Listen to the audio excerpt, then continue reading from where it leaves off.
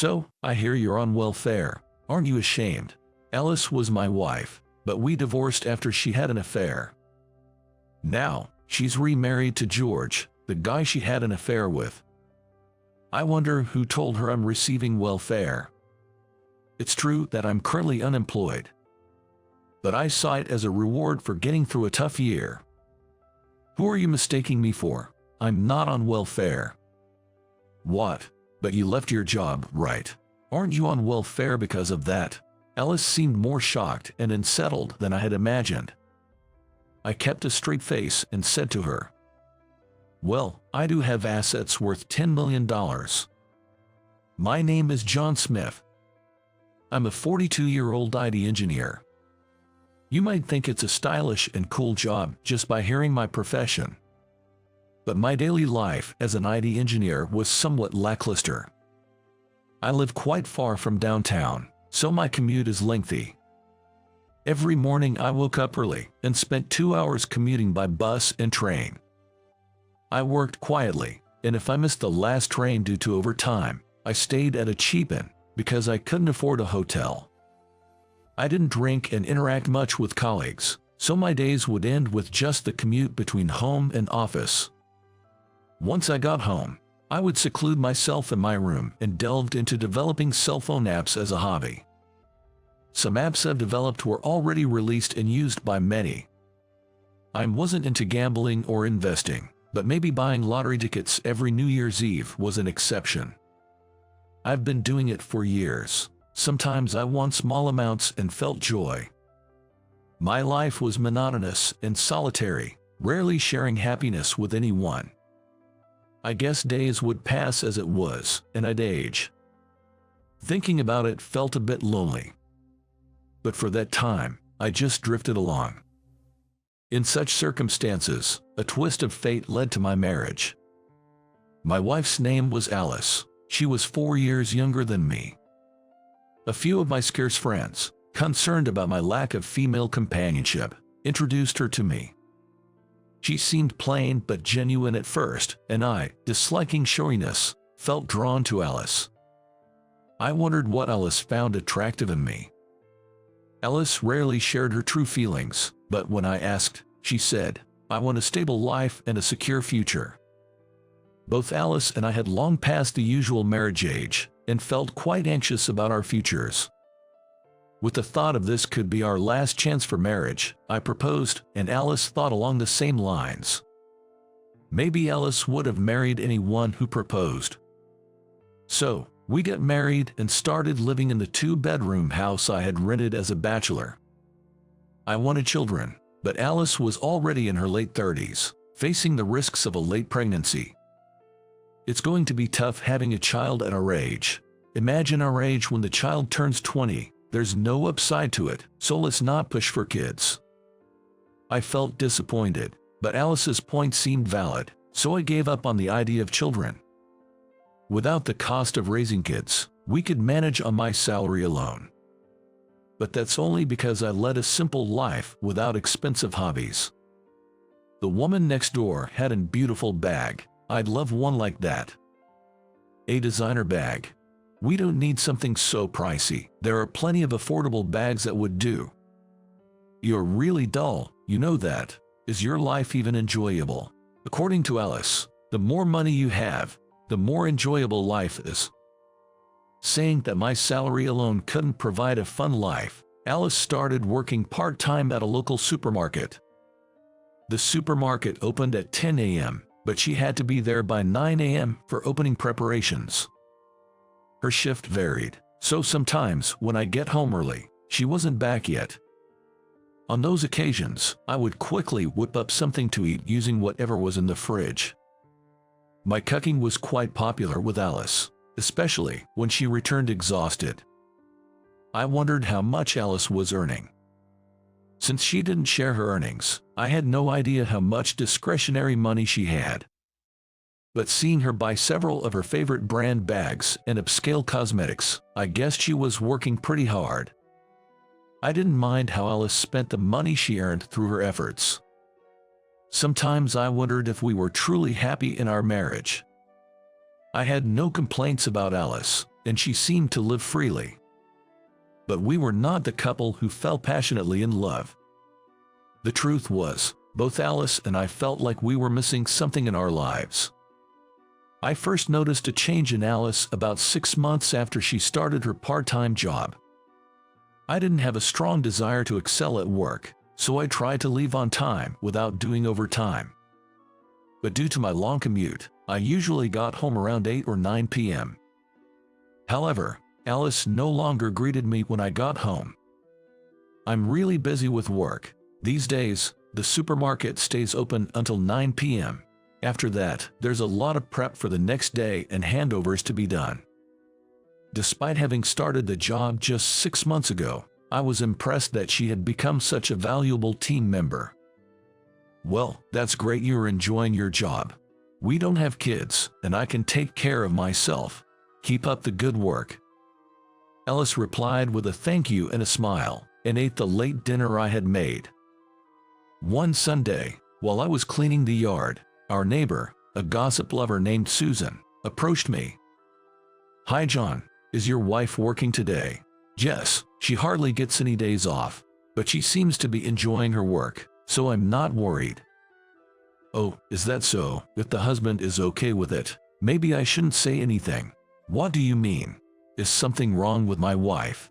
Susan looked around nervously to make sure no one was listening, then whispered, "Your wife is having an affair with the supermarket manager. Several people have seen them together." I felt like I had been hit on the head. Alice is having an affair.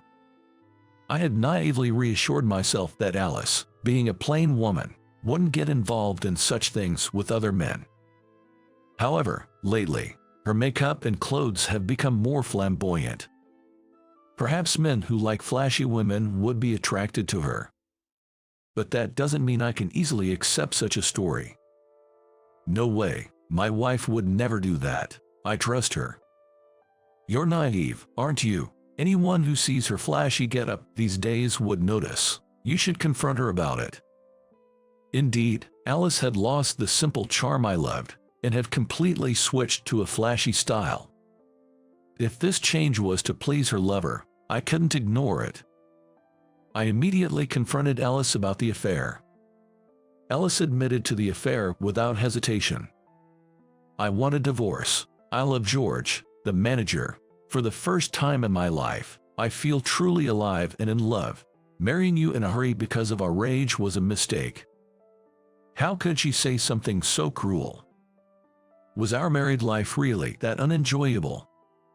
I thought I had done everything I could for Alice, making compromises where possible.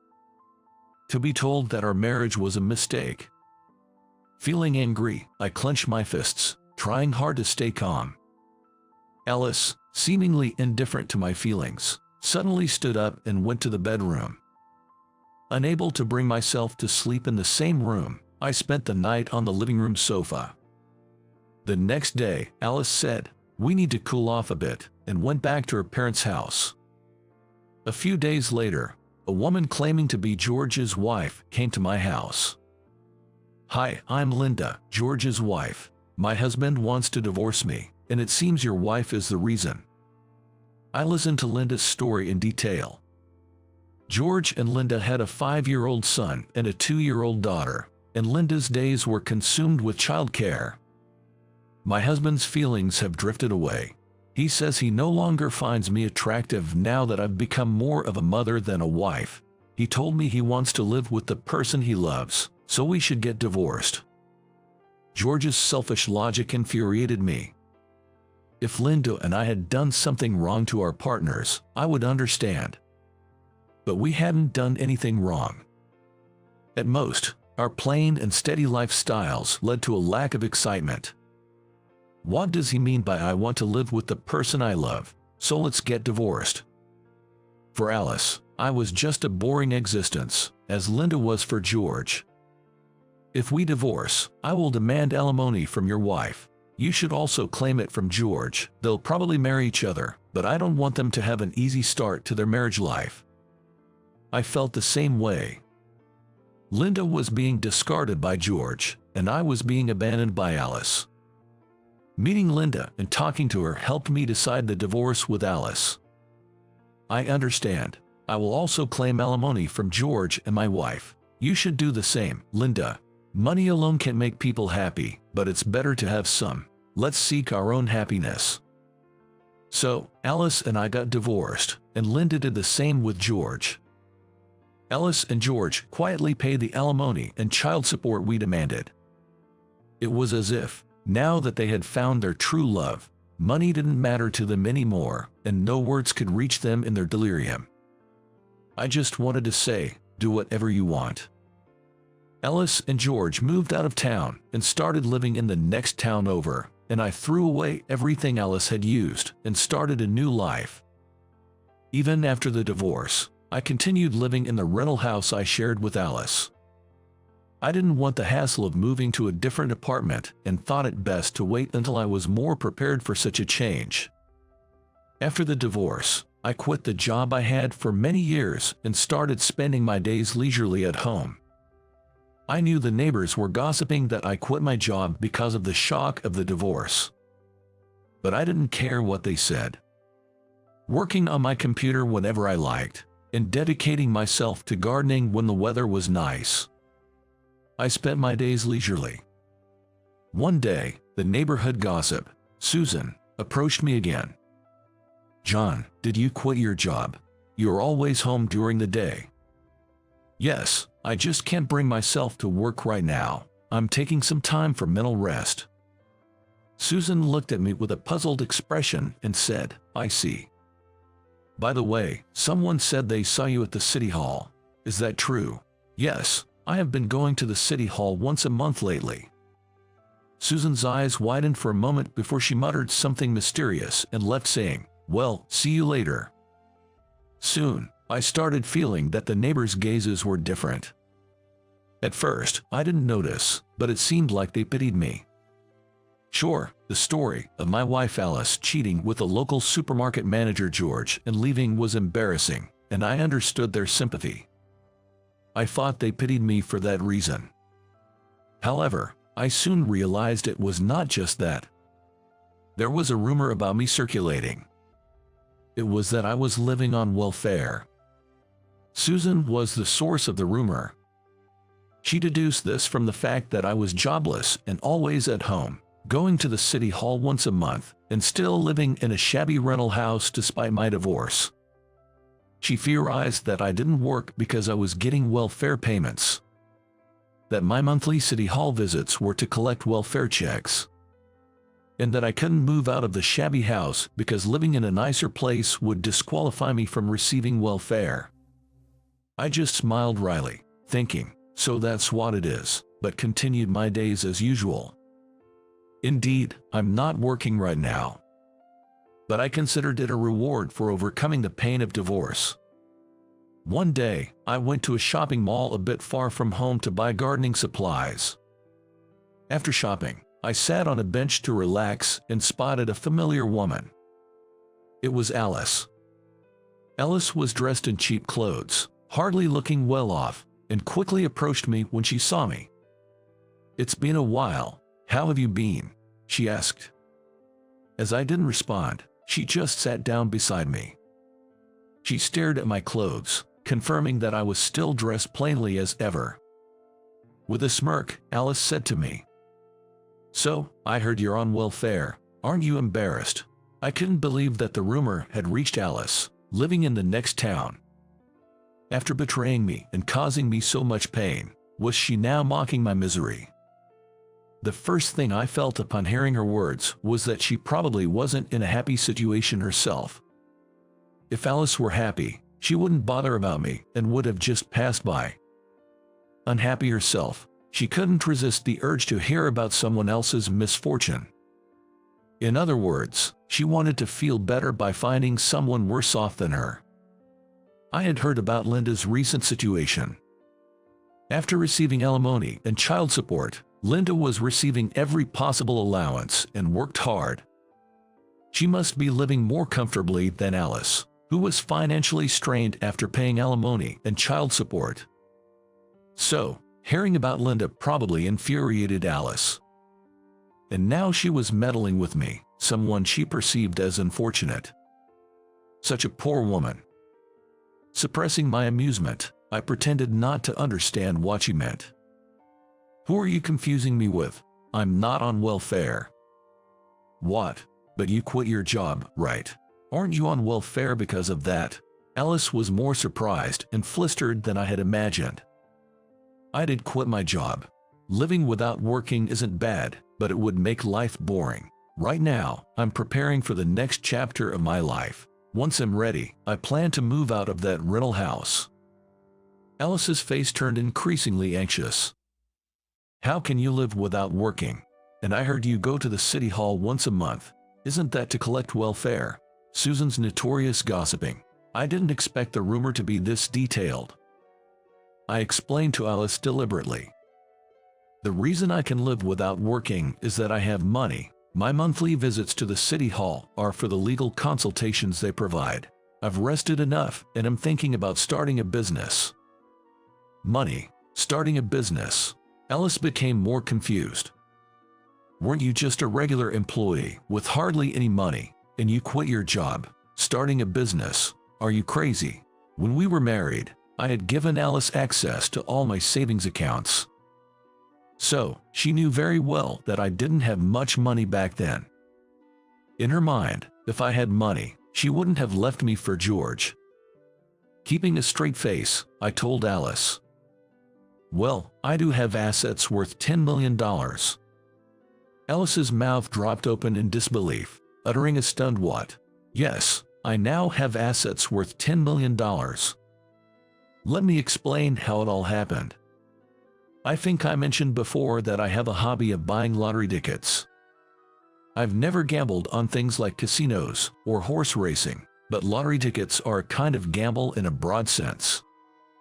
You buy a ticket and get to dream big until the day of the draw. I used to spend about $1,000 a year on lottery tickets, saving up my allowance.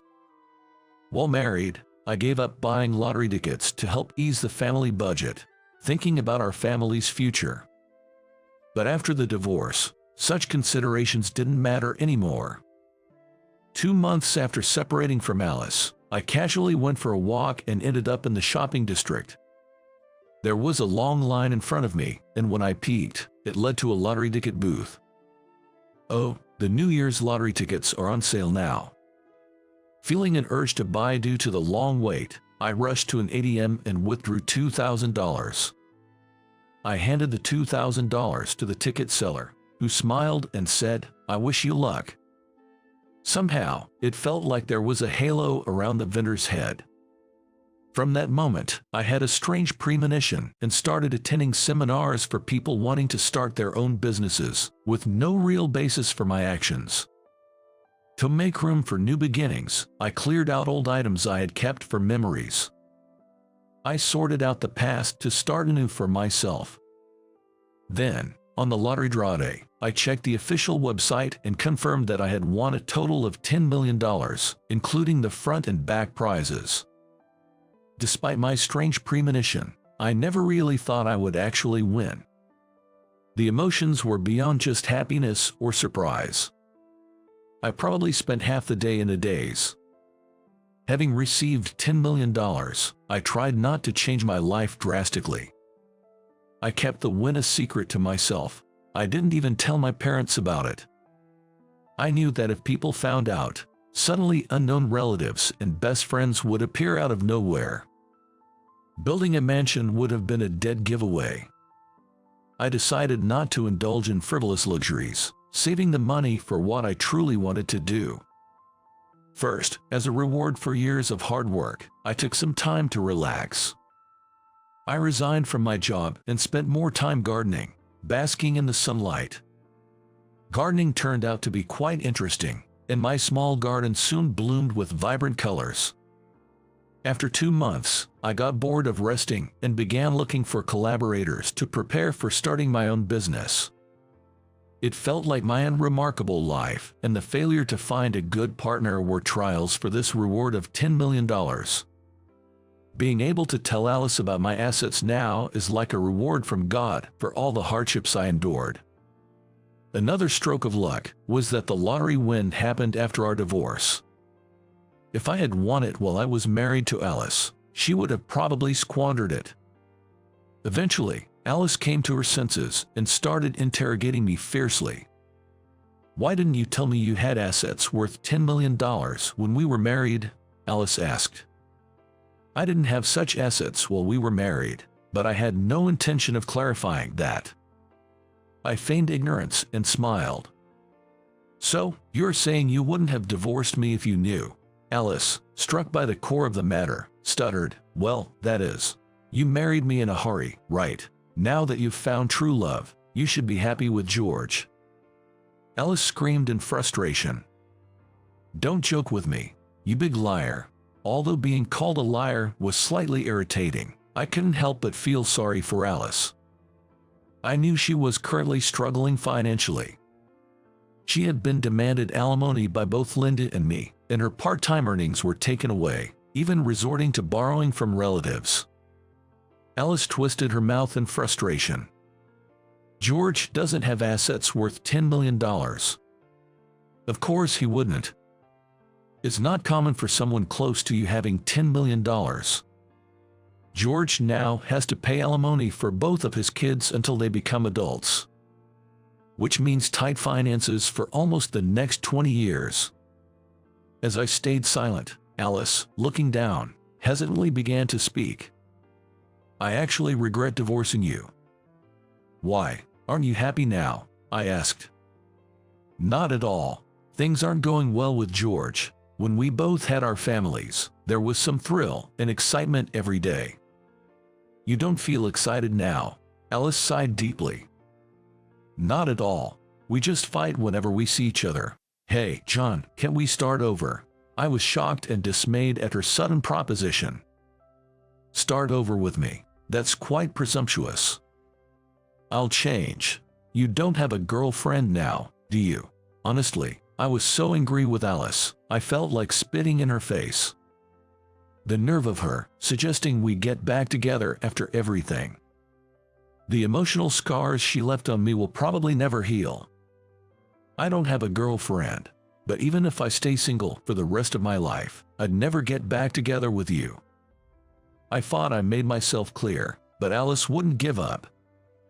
"Then could you at least lend me $100,000? I'll definitely pay you back. $100,000 is nothing for someone with $10 million. The audacity of her request. I struggled to maintain my composure and keep a calm face. I have no intention of lending money to anyone, especially not to someone who betrayed me. If I had $100,000 to spare, I'd rather donate it to some facility." Alice bit her lip in frustration and muttered softly, "I see. All right. I'll have to figure it out on my own." After saying that, Alice stood up from the bench, her steps heavy as she walked away. Whenever I'm in the garden, Susan almost always appears and chats about various things.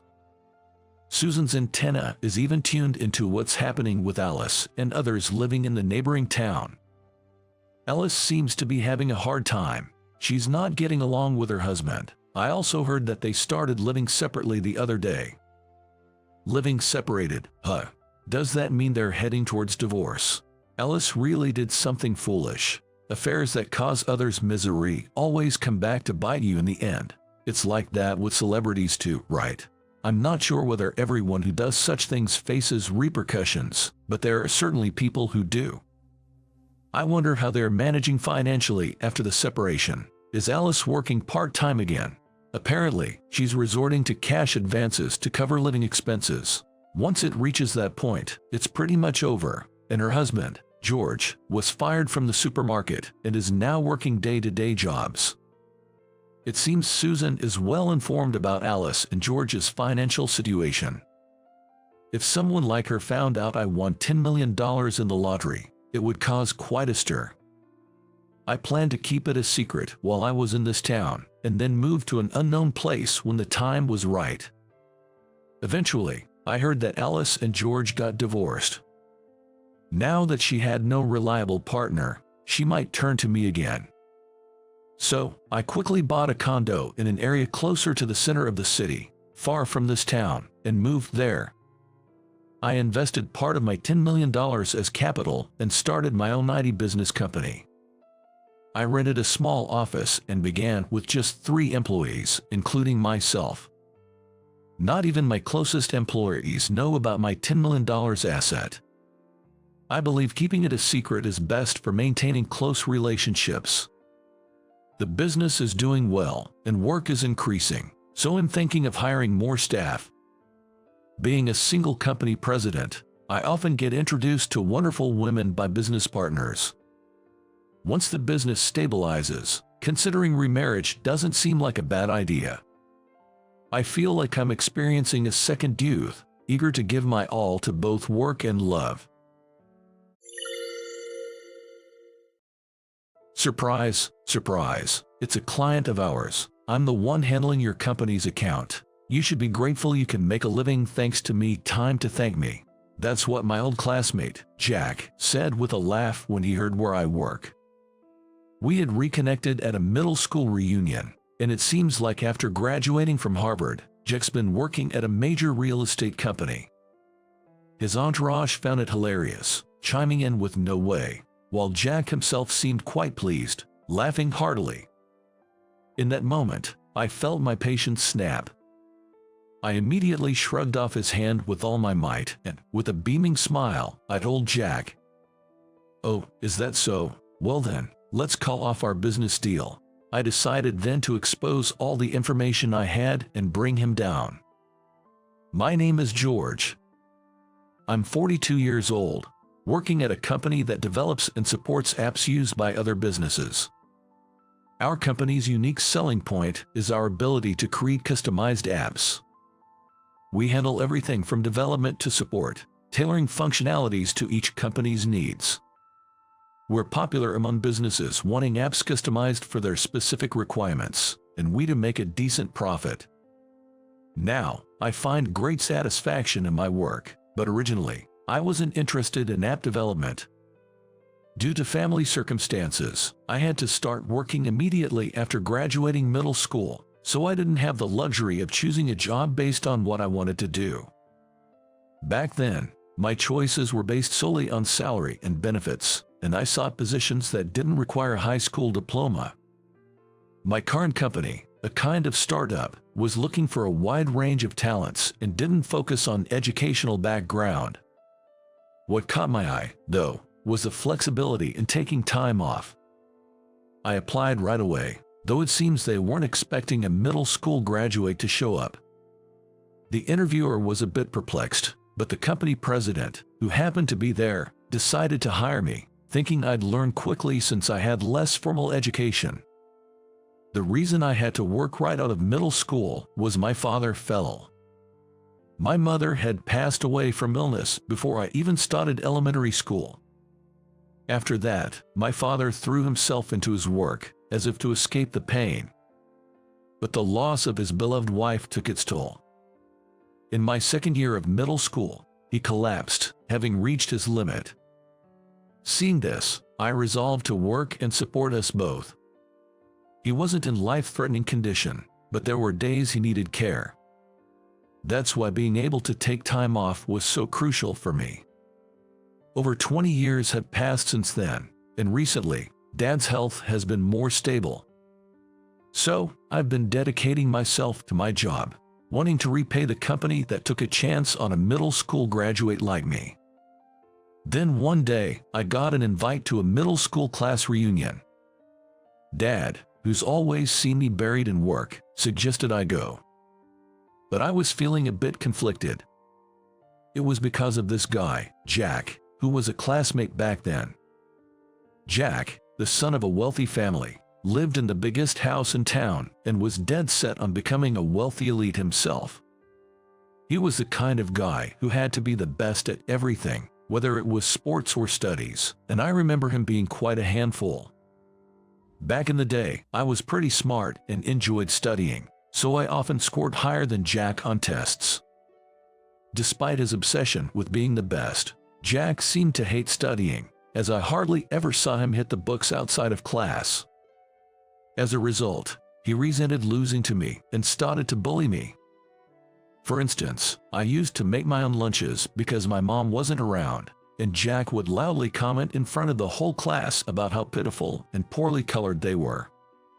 Then he'd go further, saying it was sad that I had no mom and that my dad didn't care about me. But I didn't think he was worth the trouble, so I just ignored him back then. I knew I was valued by my dad, and though I was annoyed about the lunch comments, I had to admit they didn't look that great. I didn't want to meet Jack, but I was curious about what my old friends were up to. I felt it would be a waste to miss out just because of him, so I decided to go. The reunion was like a casual standing party, where everyone chatted with friends wherever they pleased. I had wondered if I would be able to recognize anyone by face. Surprisingly, everyone still retained their familiar looks, and I was able to quickly reunite with my old friend Mike, with whom I had been close back then. We never ran out of things to talk about, and within 5 minutes, it was like we were back in middle school. Amidst the fun, one person stood out in the center of the room. It was, of course, Jack, looking every bit the elite from a comic book, in a clearly branded suit and a gold luxury watch. He seemed very pleased with his life and career. When asked about his job or family, he'd answer loud enough for everyone nearby to hear. That's how I learned he graduated from Harvard, works at a major real estate company, has a wife and daughter, and his suit cost over $10,000. Many tried to get close to wealthy Jack in middle school, hoping for benefits, and he was surrounded by classmates acting like his entourage today, too. Mike and I, never fans of such crowds, chatted away in a corner, hoping to avoid Jack. Suddenly, Jack raised his voice. "By the way, where's George?" Too ashamed to show up at the reunion, being a middle school graduate and all. His voice dripped with mockery, and both Mike and I cringed. I hoped to go unnoticed, but with only about 20 people, it was inevitable. His followers quickly spotted us and pointed. Jack approached us with a condescending smile, still basking in the flattery from his group. Mike and I turned to face him as Jack arrived. To think, a middle school graduate George and his friend Mike managed to show up. Jack, who had approached us, scrutinized my outfit while laughing. Mike, seemingly exasperated, quietly observed us while fiddling with his cell phone. In Jack's mind, a middle school graduate equaled being unemployed, it seemed. Sure, someone who graduated from Harvard and worked at a major real estate company probably didn't encounter many middle school graduates. So I thought, maybe his perspective is limited, and reluctantly replied, "I'm not unemployed. I work just like anyone else." At my words, Jack struck a pose of surprise. His followers laughed uproariously, and I couldn't help but feel uncomfortable. Surprised? A company actually hired someone like you? Name it, I bet it's just some small business, Jack taunted. Then, he proudly mentioned the name of the company he worked for. Indeed, Jack's company was a well-known, top-tier real estate firm. This was evident from his appearance, which suggested he was well compensated.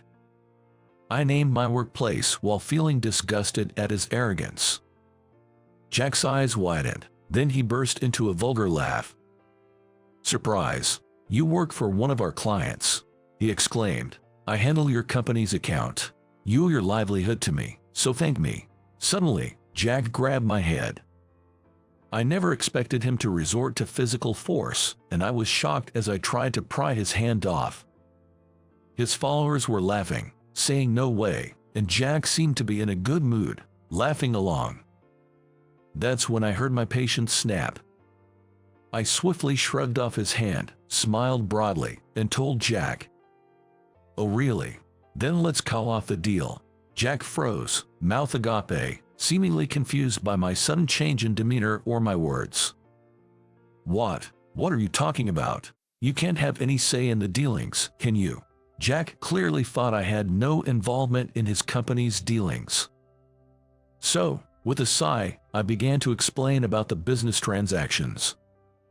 Dealing with your company's representative is always a hassle. It's a hot topic at our company. You always look down on us, keep changing your demands, and refuse to pay extra fees. Actually, I am at the core of app development for Jack's company, and also the project manager with the authority to continue or terminate deals. Originally, I was just a manager, but due to the poor attitude of Jack's company, the president told me I could stop negotiations if there were no improvements. Jack, the representative, always acted like he was doing us a favor by using our app, looking down on our company. He demanded additions of new features free of charge, and even after we added features he requested, he would change his mind, saying he didn't need them after all. Such selfish behavior. As I shared this, Jack's face turned pale. Still, he seemed not to grasp the situation fully. Jack glared at me and, trying to mask his unease, raised his voice. "So what? If you stop dealing with a company as big as ours, it's you who'll be in trouble." True to form, Jack, oblivious to his position, prompted me to inform him of the reality with a chuckle. "Really? If this deal gets terminated, I think it's you who will be in trouble. If you can't use our app anymore, you'll have to change your entire real estate management system. That would certainly jeopardize your position, wouldn't it?" Seemingly struck by realization, Jack's eyes darted back and forth. The app his company uses was specially developed by ours. Given that they're a major firm with many properties to manage, our app was the solution to their problem of managing with existing apps and services. However, if our deal ends, Jack's company won't be able to continue using our app. If the company as a whole decides to do so, it might not be a problem, but if it's due to Jack's attitude, it would be a significant issue. Jack would have to take responsibility. Finally grasping the gravity of the situation, Jack still couldn't believe what he had done. "Shut up, there's no way you could do that, you're just bluffing," he shouted and suddenly pushed me on the shoulder. Being shoved by a grown man, I couldn't resist immediately and stumbled to the floor. This finally brought his followers to their senses. "Hey, that might be going too far. Yay, what if he had gotten hurt?" His now sober entourage began whispering among themselves, and Jack finally lost all his supporters. His face growing even paler, Jack trembled, not knowing what to do with the hand he had used to shove me. Fortunately, I wasn't hurt and quickly stood up, ready to speak. "After what you've done, I can't stay silent anymore." Jack braced himself but didn't stop his pretense. "What can you possibly do?" he asked, his voice quivering. My next words seemed to completely unsettle Jack. "You're in a pretty bad position at your company, aren't you? Tyler is your boss, right?" As I mentioned his boss's name, Jack's eyes widened. "Tyler is a regular at my favorite bar and a somewhat close friend. We became friends after sharing a table on a busy day, and later I discovered he was Jack's direct superior.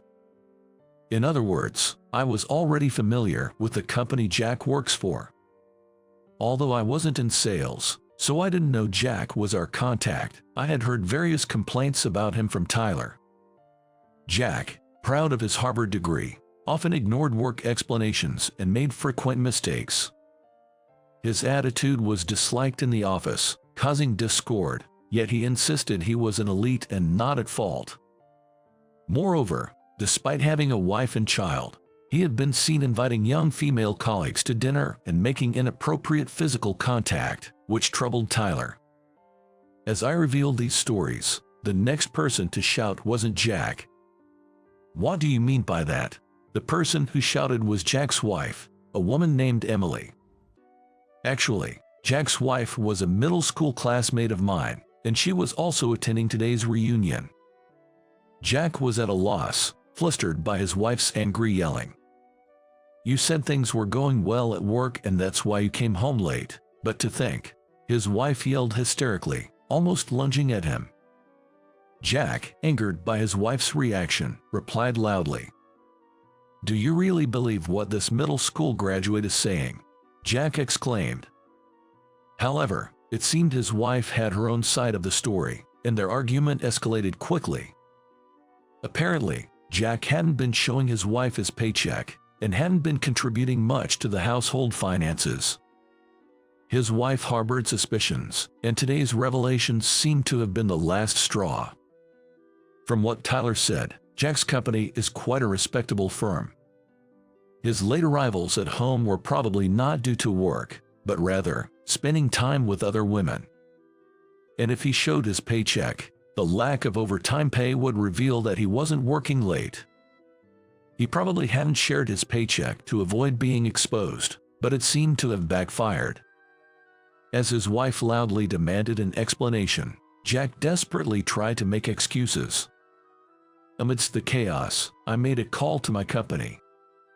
Even though it was a holiday, I figured our president, Matthew, might be at work. As expected, I got through to Matthew and explained the day's events. Therefore, I don't see any improvement in their attitude. I'm thinking of ending our business with them, I told him. Matthew agreed, trusting my judgment. He's always had faith in me, a middle school graduate who continued to improve skills and work diligently. He trusted my decision in this matter too, and I thanked him before handing up. It wasn't just me who was troubled by Jack's unreasonable demands. Our sales team was often looked down upon and faced rude remarks and troublesome requests from him. Even if we stop dealing with such a troublesome company, we can still get requests from other companies. In fact, not having our time consumed unnecessarily might even improve efficiency, as I previously discussed with Matthew. After the call, I looked back at Jack, still arguing with his wife. The atmosphere around had turned sour as everyone seemed fed up with the situation. I decided to let Jack know one last thing during a break in their argument. I've got approval from Matthew to end our dealings. Your company will be notified soon. Jack, in disbelief, confronted me. There's no proof of anything I said today. I'll stop this from happening, saying you lied. He raged. As Jack carried on, I was almost at my wit's end. I thought there was no evidence, but then Mike approached.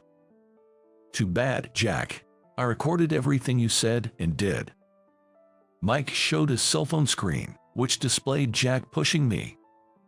I had thought Mike was just playing with his phone out of disgust for Jack, but he had been recording the whole time. Jack used to make fun of me too, back in the day. Consider this payback, Mike said. Indeed, Mike, disliked by Jack for being friends with me, had also suffered from Jack's harassment as a result. Mike, coming from a single-parent home and making his own lunches, couldn't just ignore my situation. Jack, increasingly infuriated by the composed Mike, raised his voice. How long are you going to hold onto something from our school days? To Jack, seemingly wanting to let bygones be bygones, Mike angrily retorted. Just because we're adults now doesn't mean the grudges from our school days are gone. Plus, you haven't changed at all, have you? Realizing he had no comeback, Jack seemed to accept defeat. He slumped to his knees, collapsing on the spot. Jack's wife continued to berate him relentlessly. Seeing this, I spoke to Mike about leaving the scene together. This is all the consequence of what you've done so far, Jack. You'd better reflect on it, I told him. Whether Jack heard me or not, he slumped further, adopting a pose as if clinging to the floor. His followers, disillusioned by his behavior, drifted away, leaving only Jack and his furious wife behind. Later, I attached the video Mike had sent me and contacted Jack's company to terminate the deal. The next day, someone higher up than Tyler from Jack's company came to apologize. Pale-faced, they kept begging us to continue the business. He was originally a problematic employee. We've decided to let him go after this incident. We'll change the representative, of course, and we hope to continue our business with you. It turned out everything Tyler had said was true, and discussions about Jack's dismissal had been ongoing. His unreasonable demands seemed to have been his own amusement. We agreed to continue business with a new representative who promised no more unreasonable demands and payment of additional fees. Afterward, Jack was abandoned by his wife, leading to a divorce. Coming home late and barely involved with his child, Jack didn't stand a chance of getting custody and ended up single again. Despite having to pay alimony and child support, Jack also lost his job. For someone who bragged so much about his success, he hit rock bottom all at once. Even his family, upon learning of his situation, told him to solve his problems himself, effectively disowning him. So, Jack was left unable to rely on his family. Now, he's working part-time at a convenience store to make ends meet. Working at a regular company would probably be better, but Jack's previous company was a major corporation. In interviews, abruptly leaving such a prestigious company raised suspicions, making it difficult for him to get hired. His situation became gossip among our classmates, mocked for his former arrogance. After Jack was fired, I first thanked Mike for recording the evidence. Then, Mike, looking a bit embarrassed, said to me, "You know, I've always admired you, George. No matter how much you were bullied, you never gave in." For Mike, my attitude had always been something he aspired to.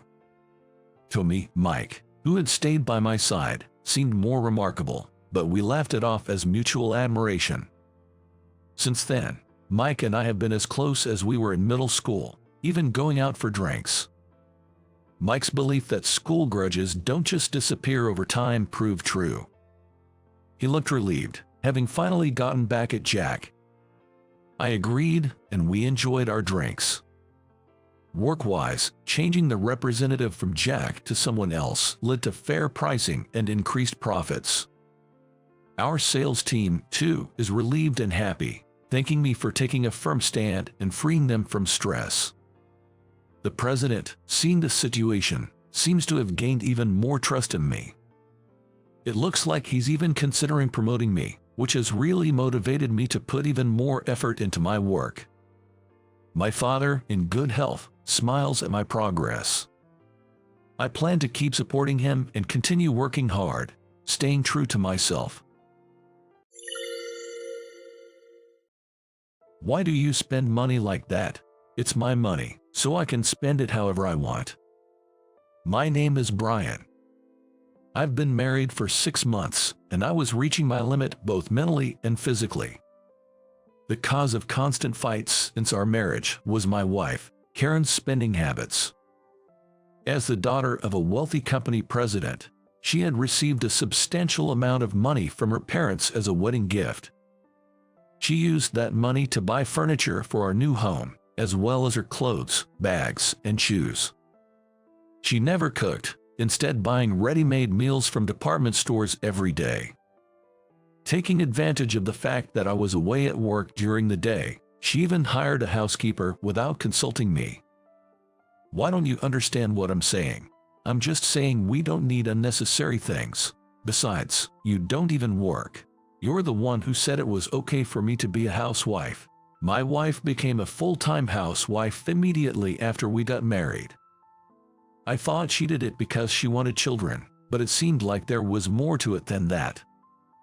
As I got busier with work and couldn't come home often, she started going out more frequently.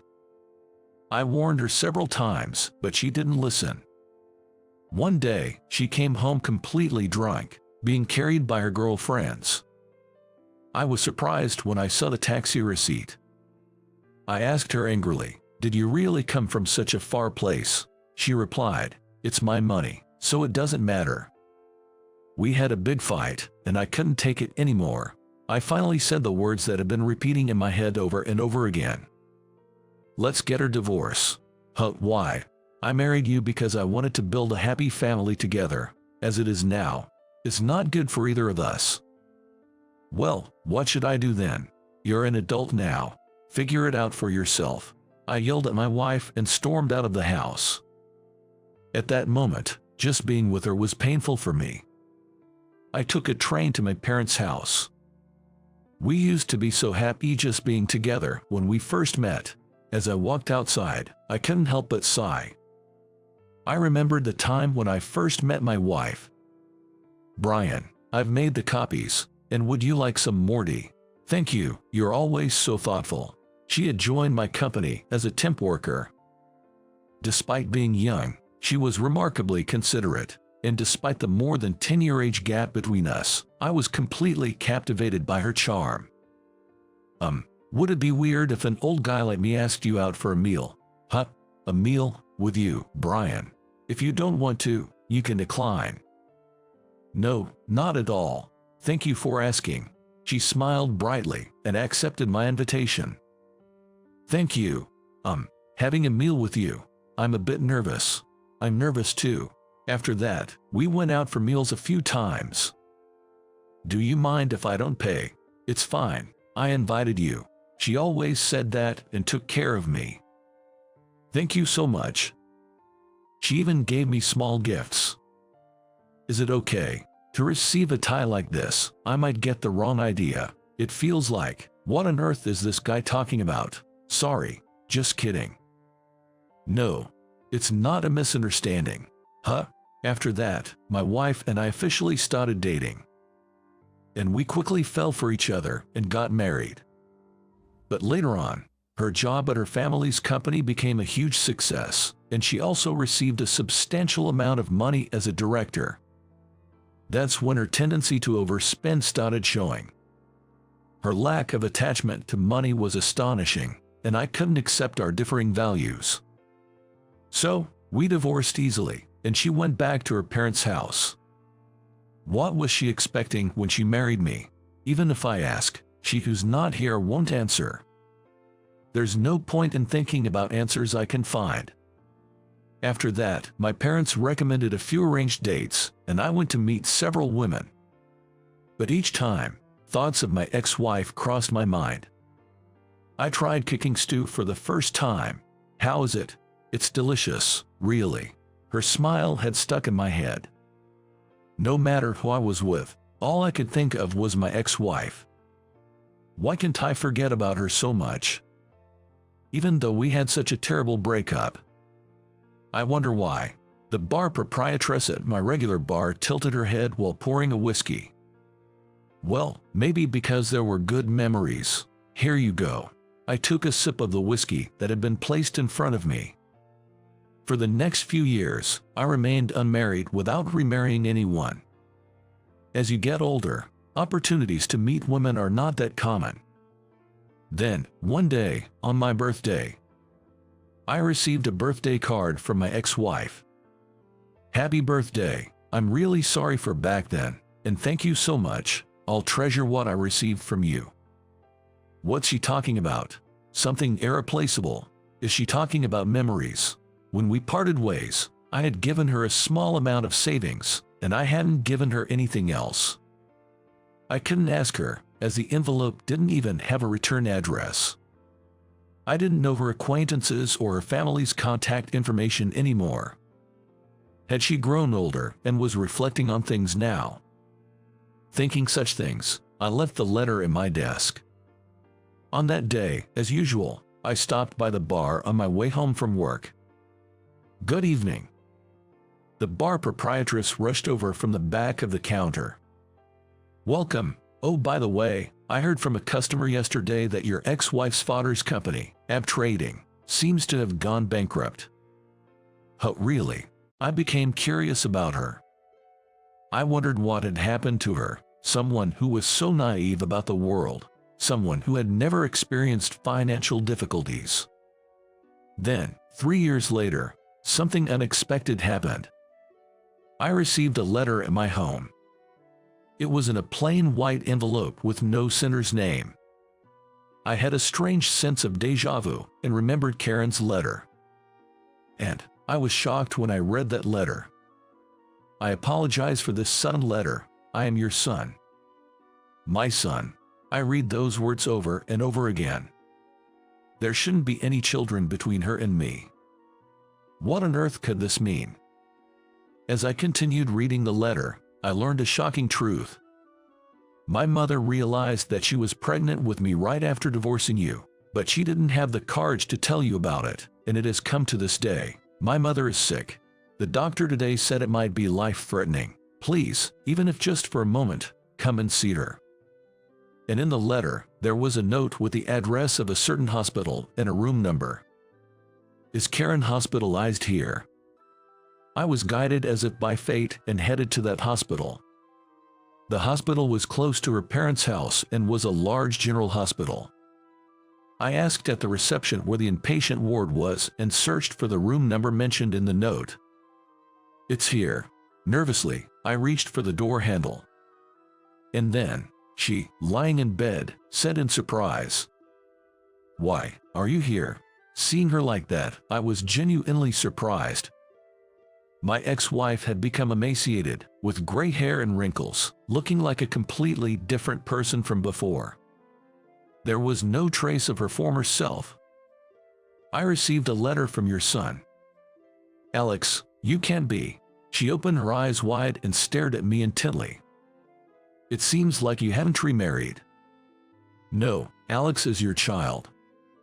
She explained what happened after we parted ways. After we divorced, it seems she realized she was pregnant shortly afterward. But she never told me that she had a child after our separation. My parents took care of the living expenses, so there was no problem. Of course, I thought a child needed a father, but I heard through the grapevine that you were going on arranged dates, so I didn't know what to do. She burst into tears and covered her face with both hands. I was surprised, but it's okay. Your health is not good right now, so please don't worry about it anymore. I couldn't grasp the reality, and that was the best I could say. Is he doing well? Yes. He gave up on going to college for my sake and is working, but I feel so sorry for him. She cried again, her face contorted. Why did you send me a birthday card? I asked curiously, and she replied, I was really out of my mind. I didn't mean to trouble you. I just suddenly wanted to express my gratitude for giving me that child. After her father's company went bankrupt, she quickly became poor, accumulated debt, and had a very tough life. She worked part-time at a fast food restaurant while struggling to make ends meet. I wondered if she had ever been to a fast food restaurant before. After her family's company went under, she was probably on her own, and she must have gone through a lot. Her worn-out appearance was probably not just because of her illness. I began to feel sorry for her and gently hugged her. Although it wasn't apparent from her appearance, her body was skin and bones, and it seemed like it could break with a little force. She had raised her son and lived as a mother with such a fragile body. I also want to do something for Alex as his father. I'm sorry. I couldn't rely on you until now. You were stubborn and never gave in once you decided to do something. I really regret not being more honest, she said in a small voice, still looking down. Can I meet Alex? Of course, he'll be here soon. My heart was pounding, and I felt like it was going to burst. It would be my first meeting with a son I never knew existed. He will accept me, won't he? And then, he casually came in.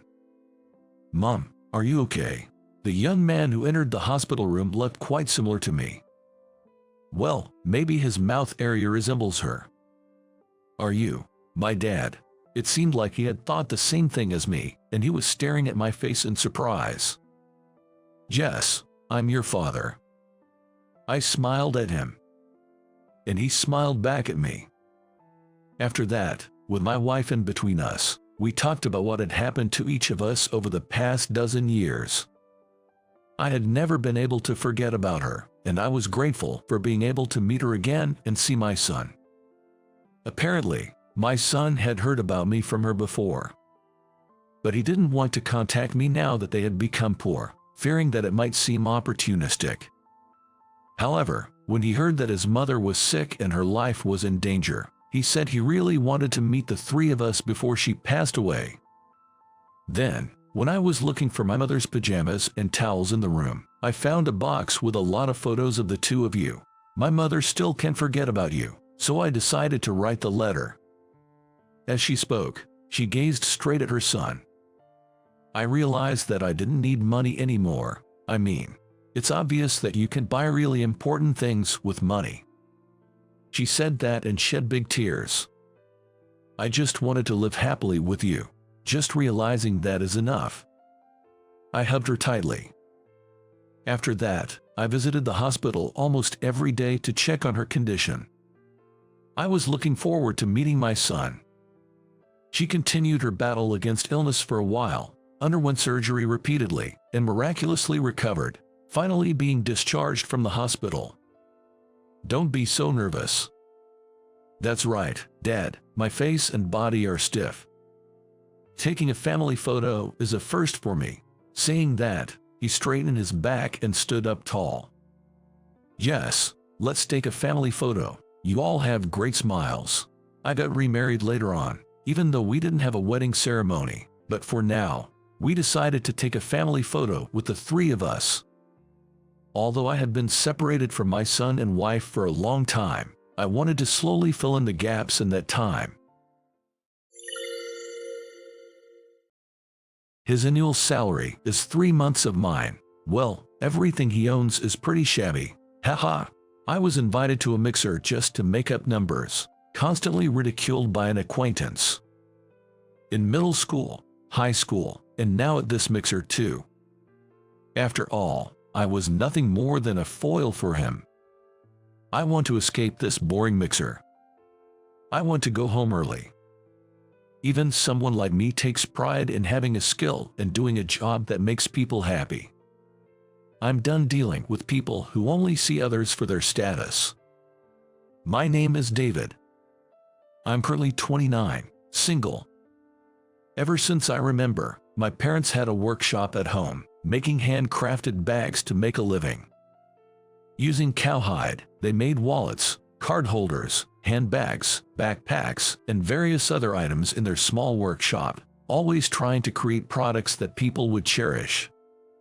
As an only child, I spent my time watching my parents work instead of playing outside. I was quiet and reserved. I loved watching every step of how they made each bag.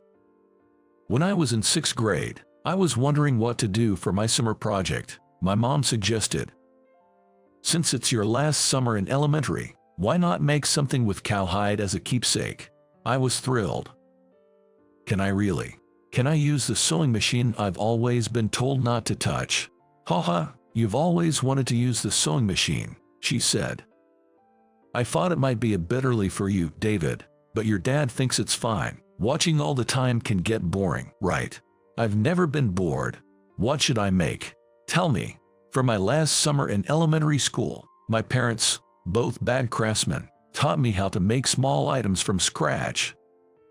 In less than 5 days, I finished making my first card holder. You finished it pretty quickly, David. Did you enjoy it? My dad praised. I've been watching all this time. I want to make more. Can I make a small wallet? Whoa, hold your horses. Making a wallet is tricky, he warned.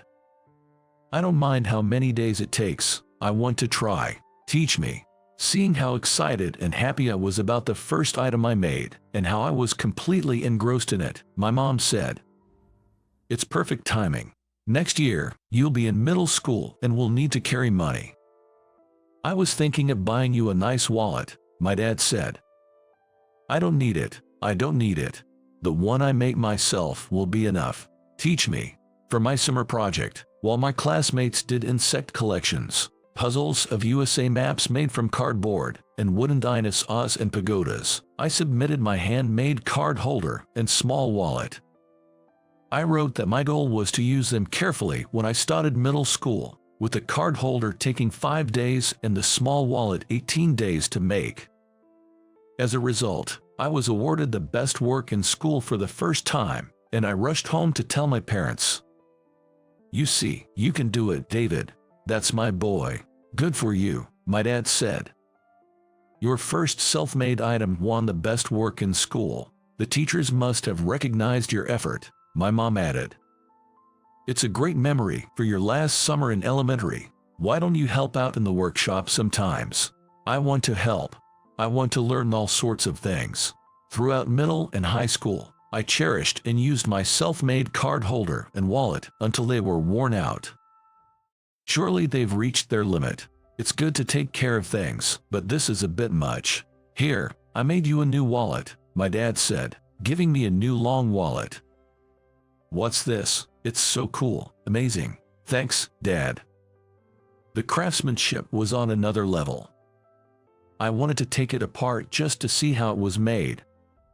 When I started college, I began using the new wallet. A unique, warm creation from my dad. But in my sophomore year of college, my kind dad suddenly passed away. I dropped out of college and started my life anew as a bag craftsman, learning the family business from my mom. A few years after I started working in the workshop, a regular customer who sometimes visited to buy products came along. He worked at a nearby publishing company. His name was Sean. Finding out we were the same age, we got along well and became friends outside of business. Sean, intrigued by the demeanor of my mom and me working in the workshop, would come to watch us. "Today, I brought some cream puffs from Moon Bakery. They're really delicious. Please have some with your mom." Occasionally, he would bring snacks and seemed to enjoy talking to me. And since he would buy products we made in the workshop, he was a much appreciated presence. We've been acquainted for over 5 years now.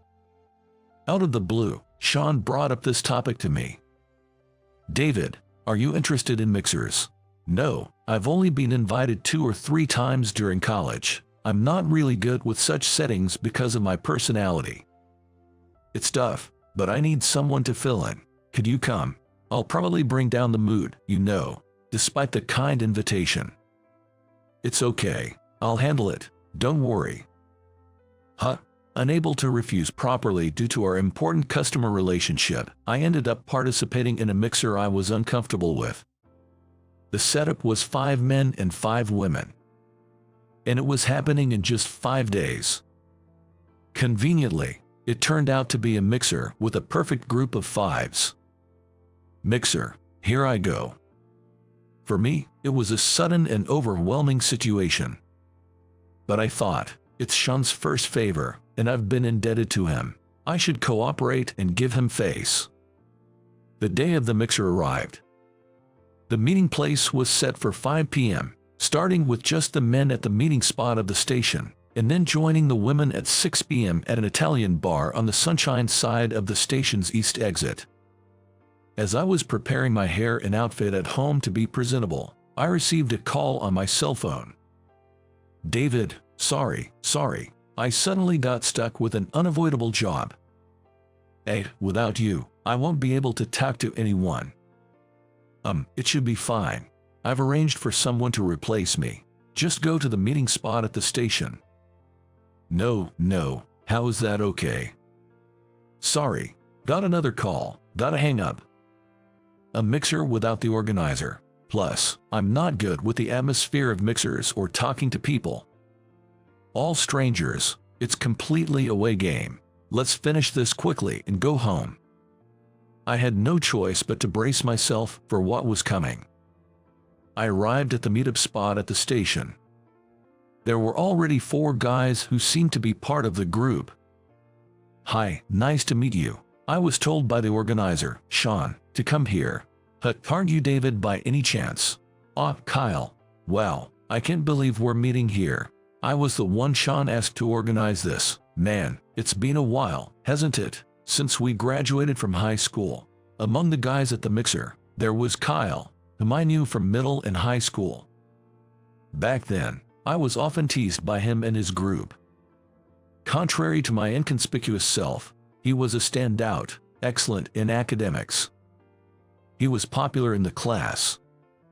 Honestly, he was someone I wanted to keep my distance from, but he always came up to me, spoke ill of me behind my back, lowering my reputation, and would show off his grades by comparing our report cards.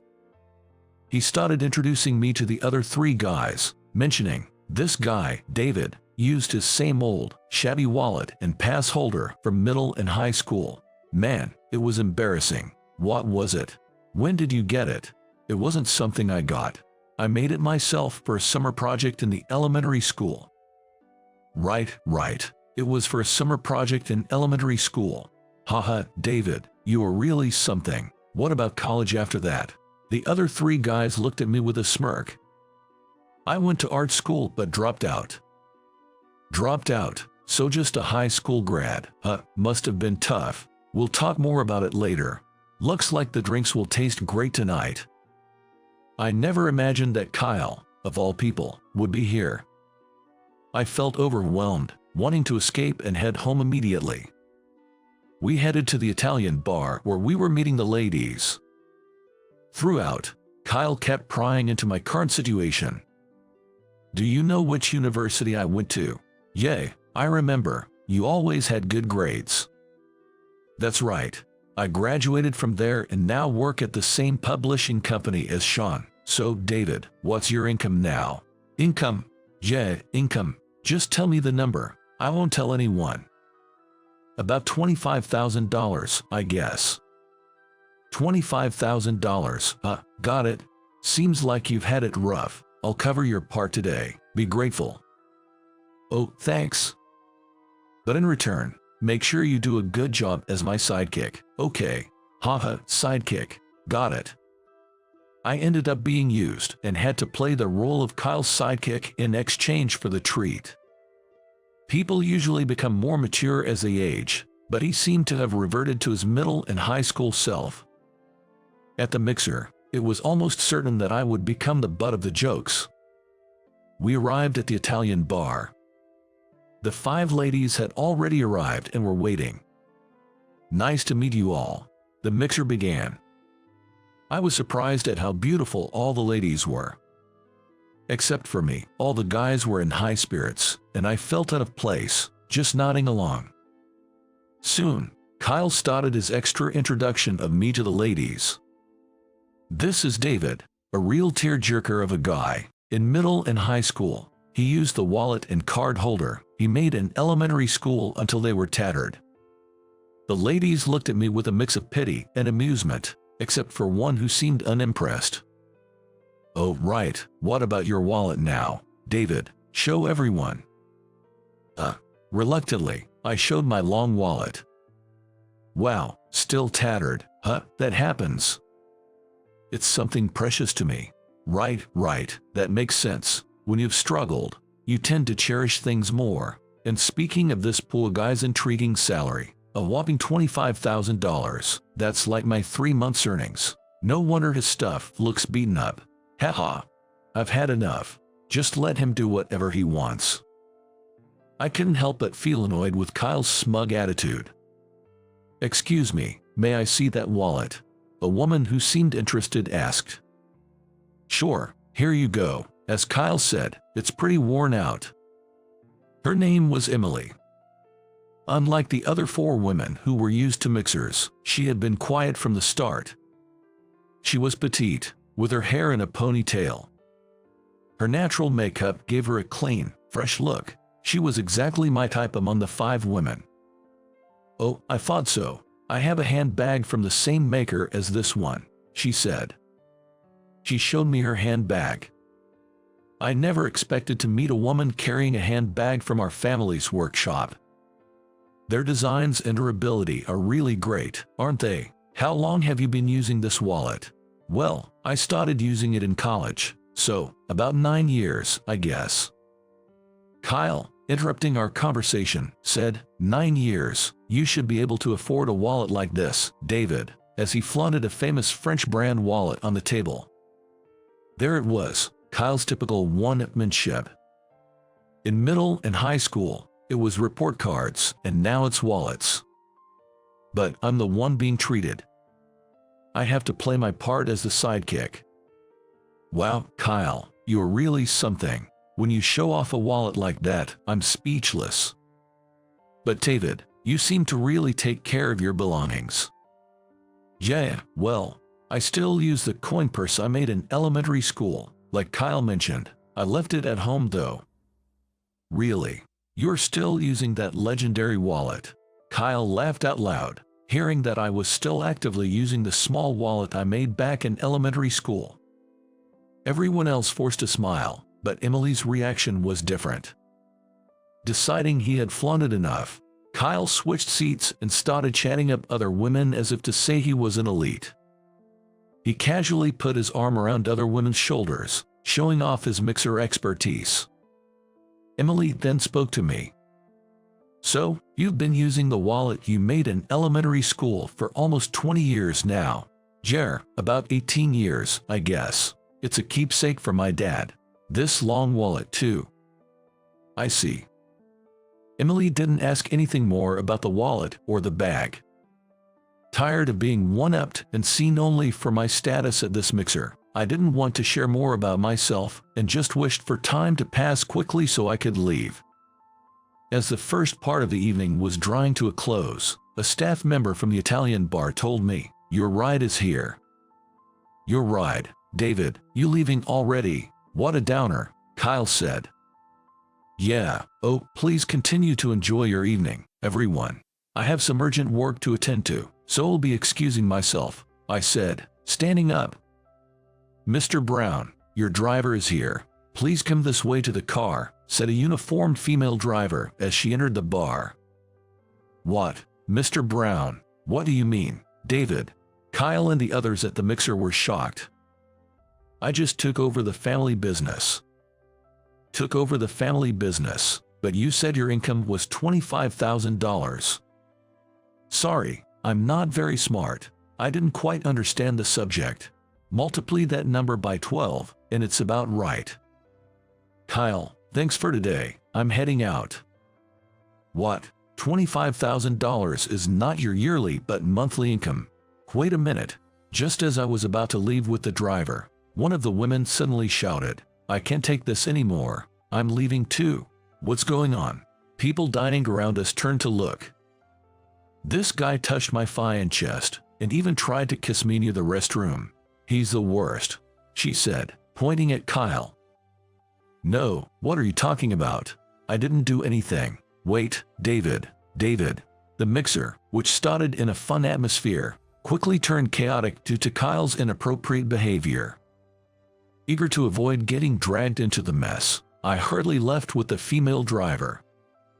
The next day, Sean came to the workshop. "David, sorry about yesterday. I heard what happened. Never knew Kyle was your middle and high school classmate." "It's okay, I had to leave early for work anyway, but yeah, it turned into quite a scene at the end." "About that, Kyle really messed up. Turns out the lady he upset was a major client's daughter, and her father is furious. I heard Kyle was already under house arrest pending an investigation." Sean mentioned that with how fast news spreads in the publishing industry, Kyle probably wouldn't have a place there anymore. "Kyle is smart, what a waste." "David, I heard how Kyle was making fun of you the whole time. I'm really sorry for inviting you." "It's fine, but I think I've had enough of mixers. I'll pass on any future invitations." "Yeah, this will be my first and last time organizing one too. I hope you can forgive me." I changed the subject to lighten the mood for Sean, who looked truly sorry. "Oh, by the way, I met a woman yesterday carrying a handbag made by us. I could clearly see our logo. I definitely made that bag myself. It was a great feeling." I recounted the event to Sean. "Her name was Emily, I think. Didn't talk much, but she seemed shy and gentle. That bag was a gift from me 3 years ago. Emily is a childhood friend of mine, same age as us." "Is that so?" "Emily said she wanted to talk more with you. She was caught up in the chaos when that client's daughter caused a scene." "With me?" "Actually, Emily is a big fan of your products. She owns many of the small items and bags. I started visiting this workshop because of her. I didn't even know what it was before then." "That's great to hear. I'll have to tell my mom. She'll be happy to know our products are cherished." Sean's mood seemed to lift as he continued. "I might as well tell you, the mixer was actually to help Emily, a fan of you and your products, get closer to you." "Sean, you think too highly of me." I blushed. Having never dated a woman before. "That's not true. I've known you for over 5 years, and seeing your dedication to work and your personality, I thought you'd be perfect for Emily. Isn't a quiet, herbivore type girl your style, Sean?" After a pause, I replied. "Emily was exactly my type when I first saw her. Then it settled. I'll let her know. That's how my relationship with Emily began. On our first date, she said, "I have something I want you to see." This. To my surprise, she showed me a light pink long wallet, a color variant of my black one.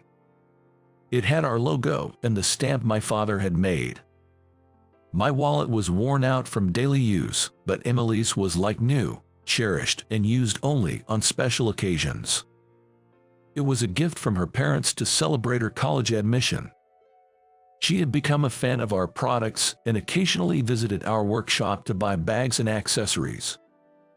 This was undoubtedly made by my father, who passed away 9 years ago. Look, my wallet has his stamp too. The design and craftsmanship are identical, just different colors. I even wanted to take this wallet apart to see how it was made.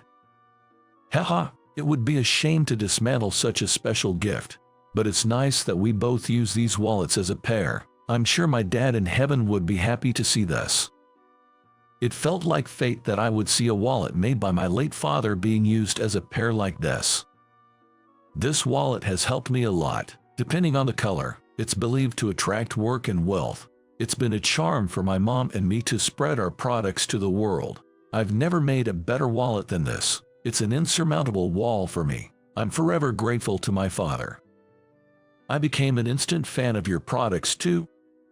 The handbag you have, it's one you made. I can tell by the stamp. Did you know? I even have small items with your mom's stamp on them. So, you're a self-confessed superfan of our products. I took something out of my bag. Emily, as a token of our relationship, please take this. I finished it last night, sacrificing some sleep. Wow, a cute beige wallet. It's a mid-wallet type. The logo is a new design, and it has your stamp too. The material is cordovan, made from horse hide, which is 3 times stronger than cow hide. I'm not good with words, but I hope you'll consider a relationship with me. Emily was moved to tears. In general, the psychology behind giving a wallet is that it is something you always carry with you when you go out, so it can mean I love you and want to be with you all the time. Understanding the sentiment, Emily wiped her tears and replied, "I'd be delighted. I will always be a fan of your products and now, a big fan of you, David." That's how Emily and I began our relationship. I had always treasured things, but from now on, I vowed to cherish this loving woman even more.